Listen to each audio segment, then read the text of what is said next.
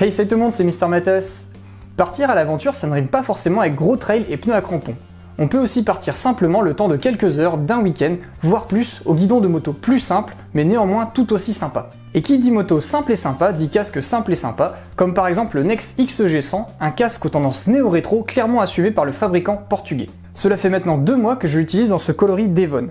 Est-il aussi cool à utiliser qu'il n'y paraît? C'est ce que nous allons voir tout de suite dans ce test. C'est parti! Une fois le carton ouvert, on constate que Nex n'est pas avare en accessoires fournis de série avec le XG100. En plus du casque, on retrouve une housse de transport, des mousses de joue pour ajuster l'intérieur, une visière qui se fixe avec 3 pressions, et enfin un écran en Lexan fumé à 60% qui se fixe aussi grâce à des pressions. L'ensemble est vraiment chouette niveau look et l'on peut adapter en fonction de ses envies ou de son style. La finition noir laquée de cette version Devon est excellente et les liserés jaunes viennent relever le tout. Je trouve ça vraiment classe. L'intérieur est tout aussi bien fini avec sa base en cuir noir sur le dessous du casque et son intérieur marron en tissu X-Smart Drive. C'est très doux, anti-transpirant, antibactérien, démontable, lavable et pourtant délicieusement rétro visuellement. J'apprécie toujours autant ce mélange de moderne et d'ancien. Sur le devant, on retrouve une unique aération non réglable afin d'apporter un peu d'air frais en roulant. Côté sécurité, le XG100 est fait d'une calotte en X-Matrix qui est un mélange maison composé de fibres de verre multi-axiales, de fibres organiques 3D, de fibres d'aramide spéciales et de carbone. Ça fait costaud et ça ne craque pas. Enfin, une boucle double D permettra de fermer et parfaire son look rétro. Le premier point négatif que je lui trouve est sa taille qui fera peut-être bizarre sur les petites têtes. En effet, le XG100 n'est proposé qu'en une seule et unique taille de calotte. Les mousses internes sont en revanche différentes selon la taille commandée. Un élément donc à noter si vous cherchez un casque au look fin, ce ne sera pas celui-ci qu'il vous faudra. Là il s'agit d'un casque au style arrondi comme les anciens casques d'antan. L'écran se monte facilement grâce au bouton pression et ses lanières élastiques. La finition avec liseré cuir et son écran est là aussi de très bon niveau. Pour ce qui est de la visière, c'est le deuxième point négatif. Elle est vraiment sympa niveau look, mais j'ai toujours beaucoup de mal à l'installer avec les boutons pression. J'ai l'impression que je vais tout casser lorsque j'appuie pour mettre les 3 pressions. La finition plastique laquée fait assez cheap et dénote assez du reste du casque. Je l'ai d'ailleurs rayé sans faire exprès, donc il faut être très soigneux avec cette dernière. À part cette visière, le reste est super. Et avec un blouson et des gants en cuir, un jean Kevlar et une paire de chaussures de moto, on n'a qu'une envie, c'est de partir rouler.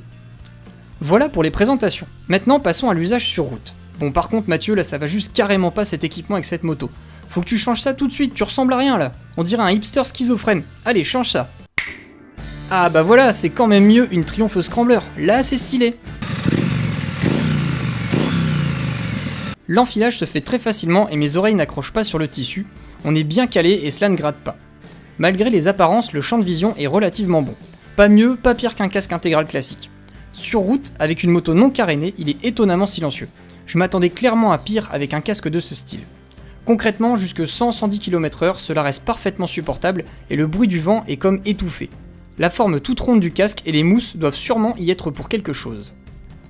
Au-delà de cette vitesse, ça commence à devenir bruyant et la petite visière commence à vibrer. Je vous conseille donc de la retirer si vous comptez rouler longtemps à des vitesses autoroutières. Sinon pour cruiser et se faire plaisir en ville ou sur des petites routes de campagne, c'est un vrai plaisir de rouler avec ce XG100. Concernant l'isolation thermique, il est préférable de l'utiliser par des températures supérieures à 10 degrés, sinon vous vous retrouverez rapidement avec de la buée sur l'écran.